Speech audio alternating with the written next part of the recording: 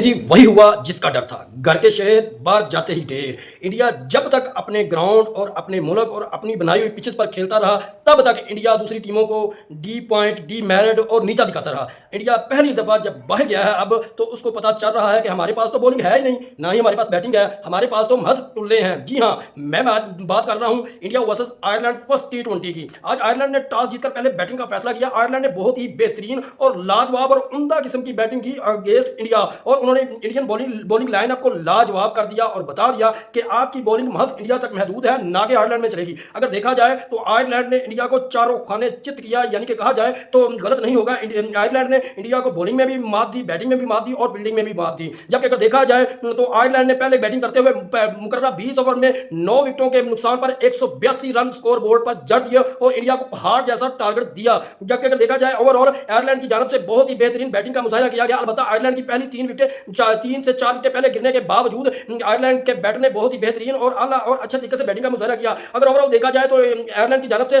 2 बैट्समैनों ने बहुत ही उम्दा और टर्निंग पॉइंट इनिंग खेली। जबकि देखा जाए ट्रैक्टर ने 12 बॉलों में 17 रन की इनिंग खेली। इनकी इनिंग में 2 खूबसूरत चौके और एक लंबा बुलंदों वाला छक्का शामिल है। जबकि अदीर ने 7 बॉलों में 12 रन की इनिंग खेली। इनकी इनिंग में भी 2 खूबसूरत चौके शामिल है। जबकि उनके बाद अगर बात की जाए ट्रैक्टर दूसरा जो हैरी ट्रैक्टर है वो 3 बॉलों में महज 0 रन बना सका। उनके बाद अगर देखा जाए लिव टैकर ने 36 बॉलों में 50 रन की उम्दा और सनसनीखेज और बहुत ही अच्छी पारी खेली। इन्होंने 5 खूबसूरत चौके और 2 लंबे छक्कों के साथ 50 मुकम्मल की पहली इंडिया के खिलाफ। दूसरे के बाद ये इनकी इनिंग टर्निंग पॉइंट साबित हुई। जबकि कर्टिस ने 11 बॉलों में 15 रन की इनिंग खेली। इनकी इनिंग में 2 खूबसूरत और लंबे और बुलंद वाला छक्के शामिल है। जबकि इनके बाद अगर देखा जाए डिलैनी ने 32 बॉलों में 49 रन की इनिंग खेली। इनकी इनिंग में 3 खूबसूरत चौके और 3 बुलंदों वाला लंबे छक्के शामिल है। इनके बाद अगर बात की जाए डगल की, उन्होंने 10 बॉलों में 19 रन की इनिंग खेली। इनकी इनिंग में 2 खूबसूरत चौके और एक लंबा बुलंदों वाला छक्का शामिल है। जबकि इनके बाद अगर बात की जाए मैकैर्टी की, उन्होंने 5 बॉलों में 7 रन किए। इनकी इनिंग में भी एक खूबसूरत चौका शामिल है। जबकि इनके बाद अगर बात की जाए एम्पायर की, उन्होंने 3 बॉल में 2 रन किए और रन आउट हुए। इनके बाद अगर बात की जाए मुंद्रा की, उन्होंने 2 बॉल में 2 रन बना के यूं इंडिया की बॉलर ने 9 रन एक्स्ट्रा दिए। यूं आयरलैंड ने बेहतरीन और अच्छा टारगेट स्कोर बोर्ड के ऊपर लगाया। अगर देखा जाए तो आयरलैंड की पहली विकेट 20 रन पर गिरी, जबकि दूसरी 25 रन पर गिरी। तीसरी आयरलैंड की विकेट 30 रन पर और चौथी 51 रन पर गिरी। जबकि पांचवी 115 रन पर गिरी। जबकि छठी 164 रन पर गिरी। उनके बाद अगर देखा जाए तो सातवीं आयरलैंड की विकेट 178 रन पर गिरी। जबकि आठवीं भी 178 रन पर गिरी। जबकि नौवीं विकेट आयरलैंड की 182 रन पर गिरी। यूं अगर देखा जाए तो आयरलैंड ने इंडिया की बहुत ही बेहतरीन और लाजवाब बॉलिंग के अगेंस्ट बहुत ही अच्छी और बहुत ही बेहतरीन लाजवाब बैटिंग की। यूं ओवरऑल देखा जाए तो इंडिया की बॉलिंग ने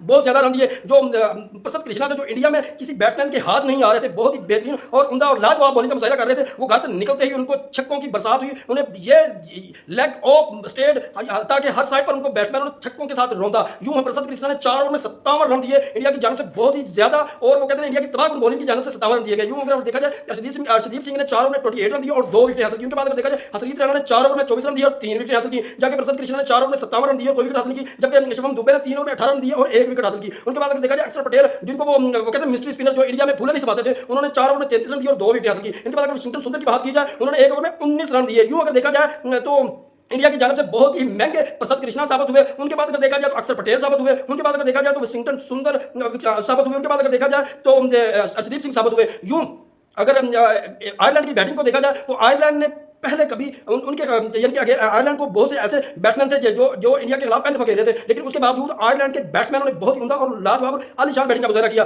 यूं अगर देखा जाए तो उन्होंने किसी भी किस्म का कोई प्रेशर नहीं लिया, ना ही उन्होंने देखा कि ये पहले नंबर की टीम है, यानी कि वो कहते हैं चैंपियन टीम, ना उन्होंने किसी किस्म का इनका लिहाज नहीं किया और अच्छी बैटिंग का मुजाहिरा किया। यूं अगर देखा जाए तो इंडिया की जानब से एक टुल्ला काम आया इंडिया के, लेकिन वो भी अपनी टीम को मैच नहीं जितवा सका। टुल्ले की बाद में बात करते हैं। जबकि अगर देखते हैं तो जिनको वो कहते थे आईपीएल में जो बहुत लंबे बुलंद वाला छक्के लगा रहे थे, संजू सैमसन, वो 4 बॉल में 5 रन बना पाए, 1 चौका लगाया उन्होंने। उनके बाद अगर देखा जाए ईशान किशन 5 बॉल में 1 रन बना पाए। जबकि सुरेश अय्यर ने महज 7 बॉल में 3 रन बनाए। जबकि तिलक वर्मा, जो इंडिया में हर बाउंड्री के ऊपर लंबे छक्के लगाते थे, वो महज 21 बॉलों में 19 रन बना पाए और 3 चौके लगाए। हालांकि बाउंड्री इतनी बड़ी नहीं थी आयरलैंड की, फिर भी उधर आयरलैंड वालों ने बॉलर्स ने इनको छक्का नहीं लगाने दिया। उनके बाद बात की जाए वाशिंगटन सुंदर, जो 12 बॉल में 9 रन बना सके, ये देखिए ये वाशिंगटन सुंदर इंडिया में तो आउट ही नहीं होते थे, आउट होने का नाम नहीं लेते थे। उनके बाद देखा जाए शिवम दुबे, उन्होंने 14 बॉल में 25 रन की इनिंग खेली। ये इंडिया वाले कहते थे कि ये हमारे नेक्स्ट ऑलराउंडर है शॉन पॉलक या फिर वो दूसरे थे, उनके मुकाबले में आएंगे। जबकि अगर इनके मुताबिक देखा जाए तो ये महज इंडिया में स्कोर कर सकते हैं, बाहर जाकर स्कोर करना इनके पास की बात नहीं है। शुभम दुबे ने 14 बॉल में 25 रन की खेली। इनकी इनिंग में 1 चौका और 2 लंबे में छक्के शामिल। जबकि अक्षर पटेल ने 16 बॉल में 15 रन की खेली। इनकी इनिंग में 1 चौका शामिल है। जबकि हरप्रीत राणा ने 9 बॉल में 8 रन की खेली। इनकी इनिंग में 1 छक्का शामिल है। जबकि अर्शदीप सिंह 4 बॉल में 2 रन बना सके। यूं प्रसिद्ध कृष्णा 2 बॉल में 1 रन बनाकर नॉट आउट रहे। यूं अगर देखा जाए आयरलैंड के बॉलर ने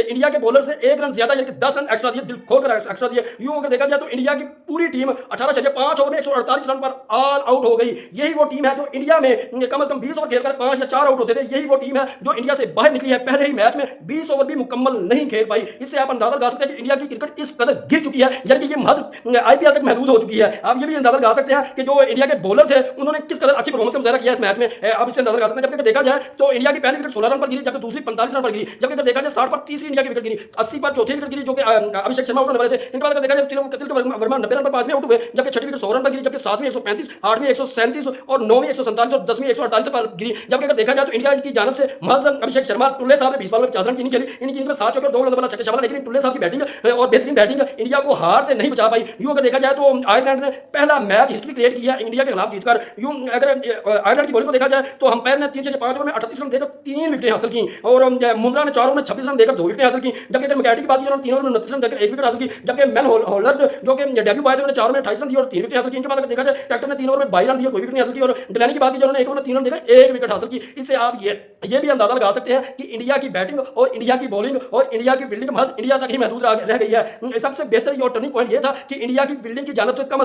4 से 5 कैच ड्रॉप किए गए, वो भी इजी।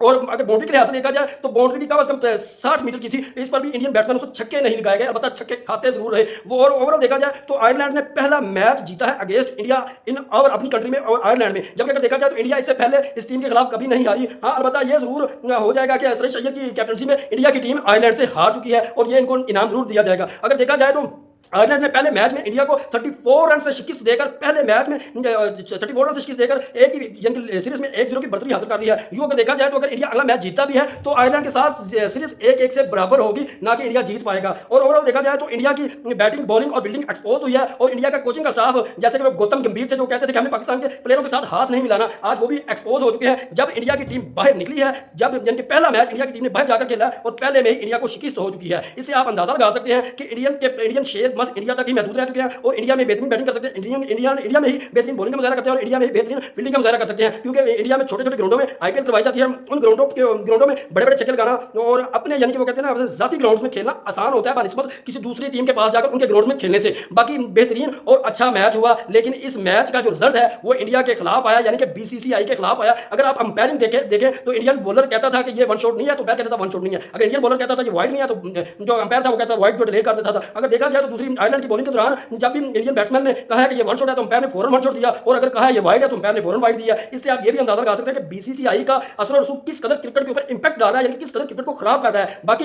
मजीद वीडियो के लिए, मजीद अपडेट्स के लिए मेरे चैनल को सब्सक्राइब कर लें, लाइक करें, शेयर करें और कमेंट बॉक्स में अपनी राय का इजहार लाजमी करें। Best of luck. इंडिया पहला मैच हार चुकी है आयरलैंड से, अब दूसरा मैच बाकी है। हो सकता है इंडिया ये हार जाए, हो सकता है इंडिया ये जीत जाए। अगर जीती भी है तो ये सीरीज 1-1 से बराबर होती है, अगर हारती है तो आयरलैंड 2-0 से इनसे ये सीरीज जीत जाएगा।